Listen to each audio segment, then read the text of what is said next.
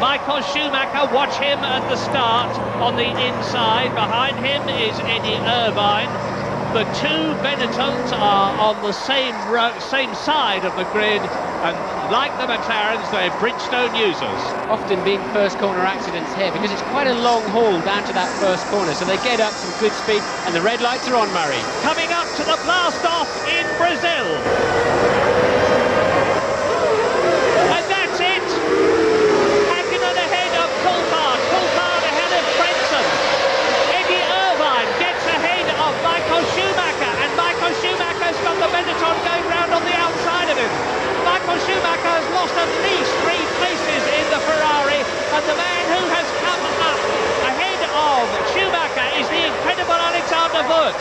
So Hakkinen leads, Coulthard second, Frentzen is third, Eddie Irvine is fourth, Wurz is fifth, Schumacher is in 6th position, and up into 7th place from 10th on the grid comes Jacques Villeneuve. And just watch those McLarens go, and off goes a Jordan. Now is it Hill or is it Ralf Schumacher? It's turn 4, it's at the end of that back straight, it's the one where it's off camera, it's Schumacher. It's Ralf again. Ralf Schumacher, the man who goes off sadly for him so often, and he's out of the race already before even one racing lap has been completed. More bad news for Jordan. Yeah, well, remember, Ralf was off in the first lap of Melbourne too when Magnussen took a dive up the inside of him. I thought I saw Michael Schumacher in the background out-dragging Alexander Wurz out of turn 4 and re-establishing his position behind Eddie Irvine. Presumably he'll let him go quickly, but the two McLarens have already built up a lead. David Coulthard, way too much wheel spin on the line, and lucky that he didn't get past. Mika Hakkinen, the perfect getaway. 1 lap completed, 71 laps to go, and as you can see already, Mika Hakkinen with 10 World Championship points under his belt this year. The man who won in such contentious circumstances in Jerez is a second ahead of his teammate, and look at the gap already between David Coulthard in the McLaren and Heinz-Harald Frentzen. It really does look, even as early as this, as though it's going to be a 2-part race. 1 part with the McLarens, 1 part with the rest. So let's look, Frentzen on his own, and Eddie Irvine ahead of Michael Schumacher. Now, is this going to mean a tactics problem for the Ferrari men? Well, I wouldn't think it'd be a tactics problem for long, but of course, the new regulations state, or restate, that you must always be racing. Interesting situation, but Irvine clearly will have to pull out of the way very quickly and let Michael Schumacher through. That's what team tactics are all about. But at the moment, Michael's back there in 5th place. The two McLarens looking strong. It's a race for 3rd place, except for the reliability of these 2 silver arrows.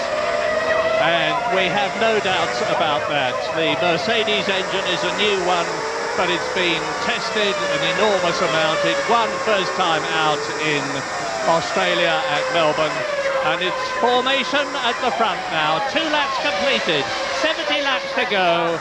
I remind you that I'm expecting the safety car to come out, but first of all, that will be necessitated by somebody going off, and let's hope that doesn't happen.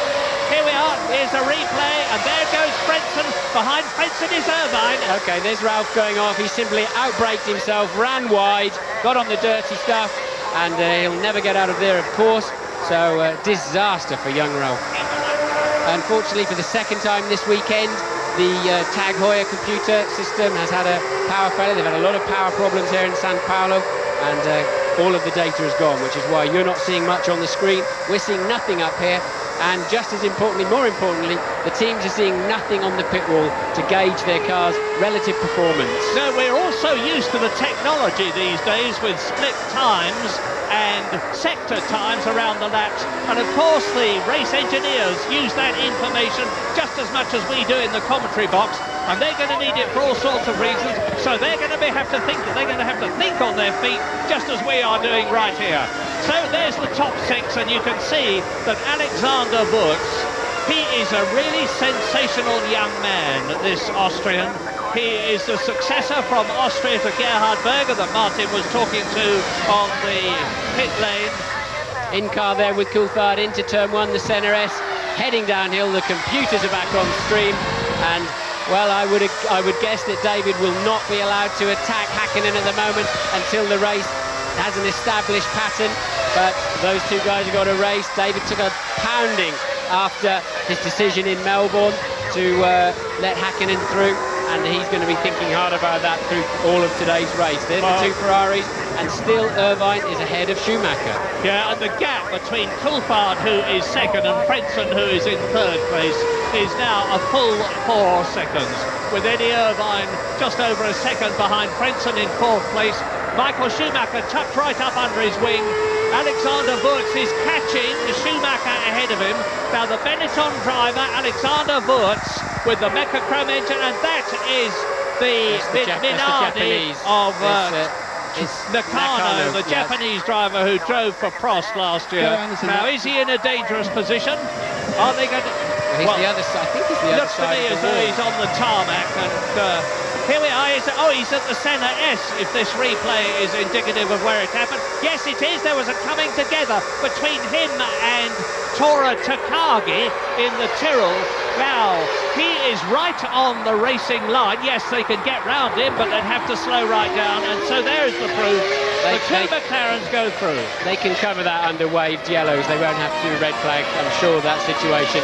But the drivers need to remember to lift off, because the FIA, the governing body, are keeping a pretty close eye on who's lifting off when people, cars and breakdown vehicles are on the racetrack.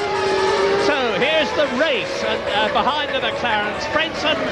Look at Schumacher showing himself down the straight. He didn't just follow Irvine, he showed himself in his mirrors. I wonder what he's thinking. He's probably thinking, why didn't this guy move out of the way? I don't need to be running in his dirty here today. Well, of course, they're going to be conscious of the ruling that the FIA made about these two drivers, Häkkinen and Coulthard, after Australia. The intent and the rule now is you race, mates. You don't change positions to satisfy team orders. So if Michael Schumacher is to get past Eddie Irvine, he's got to do it on merit. But if Eddie Irvine sees Schumacher in his mirrors, I dare say he may inadvertently slow somewhere and let the German through. Race order, and we are on lap 5 now out of 72. There are the two leaders, as they were in Australia. Häkkinen, Coulthard, Frentzen is third, Irvine is in fourth position, and